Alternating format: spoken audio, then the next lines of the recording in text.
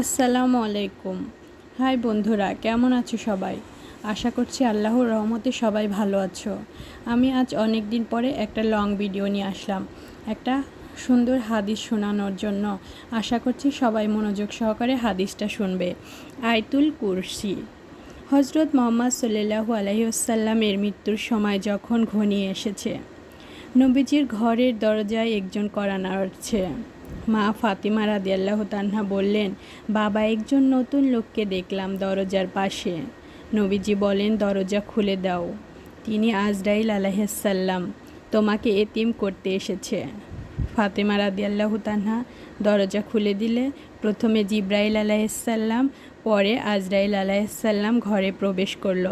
হজরত জিবরাইল আলাইহিসসালাম বলেন, হে নবী, আজকে একজন নতুন ফেরেশতা এসেছে, যে ফেরেশতা দুনিয়ায় কারো কাছে আসার সময় অনুমতি চায় না, আজকে আপনার কাছে অনুমতি চাইছে।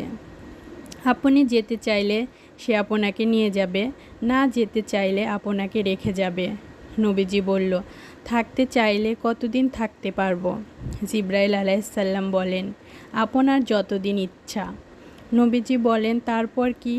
জিবরাইল আলাইহিসসালাম বললেন, তারপর যেতে হবেই, কারণ জীবন যার আছে মৃত্যু তার হবেই। নবীজি বলেন, যেতে যখন হবে তাহলে এখনই আমি আমার আল্লাহর সাথে দেখা করতে চাই। হজরত আজরাইল আলাইহিসসালাম প্রথমে নবীজির বুকের উপর তার হাতটা রাখলেন।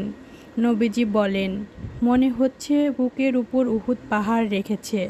নবীজি বলেন, কি রাখলে আমার বুকের উপর?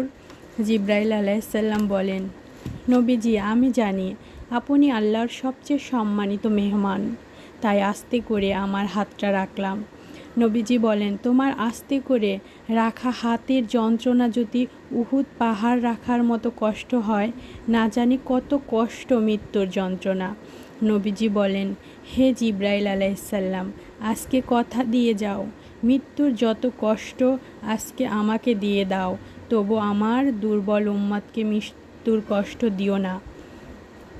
আজরাইল বলেন, হে নবী, আমি যেহেতু জান কবজ করব, আমি বলে দেই, আপনি আপনার উম্মতকে বলে দেন তারা যেন 5 ওয়াক্ত ফরজ নামাজের পর আয়াতুল কুরসি পাঠ করে। আমি কথা দিলাম তারা মরণের কষ্ট টের পাবে না। সুবহানাল্লাহ।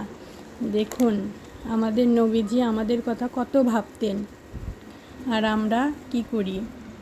তাই আমরা প্রতি 5 ওয়াক্ত নামাজের মধ্যে যেই ফরজ নামাজটা আছে, ফরজ নামাজটা শেষ করে আমরা আয়াতুল কুরসি পাঠ করব ইনশাআল্লাহ।